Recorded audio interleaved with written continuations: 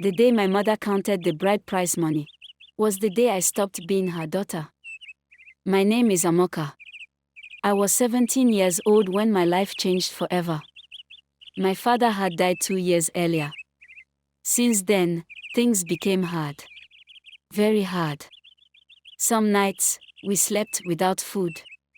My younger brothers would cry from hunger. One evening, my mother called me inside her room. Her face was serious. She said, "Amoka, a good man has seen you." I smiled shyly. I thought maybe it was a young trader or teacher. But when I saw him, my heart stopped. He was 62 years old. Wrinkles everywhere. Grey beard. He walked with a stick. I thought he came to see my mother. But no. He came for me. I ran inside and locked the door. I cried until my eyes became red. That night, I heard something that broke me completely. I heard my mother counting money. And she said, "At least now, we will not suffer again." That was when I realized she had already agreed. Without asking me. Without caring how I felt. The wedding was fixed for the next month. But what nobody knew was, I had already made a dangerous decision. The wedding preparation started immediately. Villagers were congratulating my mother. "Your daughter is lucky. He is a rich man. She will not suffer." Lucky. I felt like I was being buried alive. Each night, I cried quietly so my younger brothers wouldn't hear me. 3 days before the wedding, the old man came again. This time, he brought wrappers and gold jewelry. He held my hand. His hands were cold and heavy.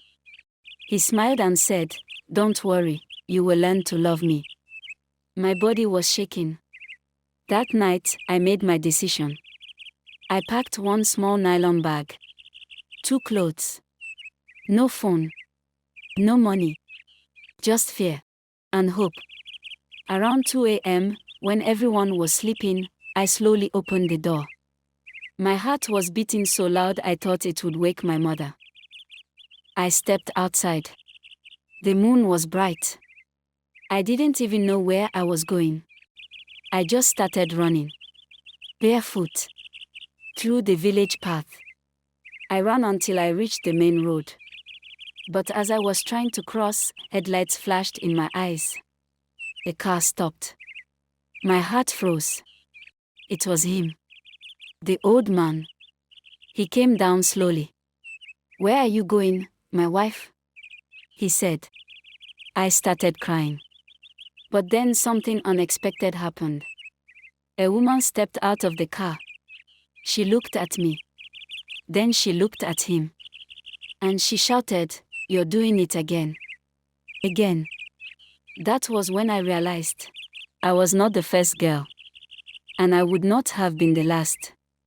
That night changed everything. When the woman stepped out of the car, my heart froze.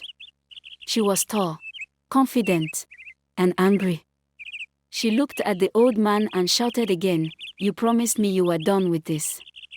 My legs trembled. I didn't know who she was. Then she turned to me.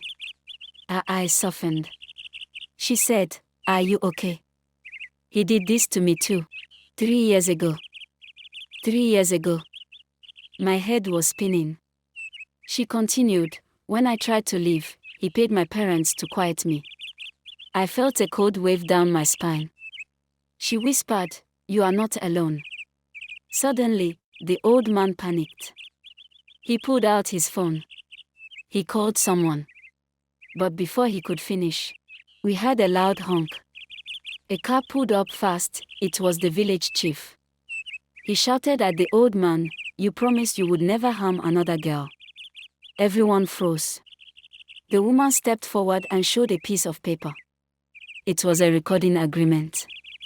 The old man had signed it, admitting everything. The villagers gasped. My mother came out screaming. "Why did you run away?" I looked at her.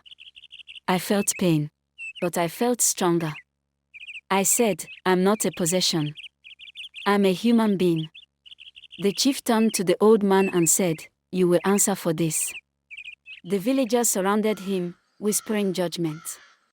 My mother stood in silence, tears falling. She looked at me and said, "I'm sorry." I didn't know what to say.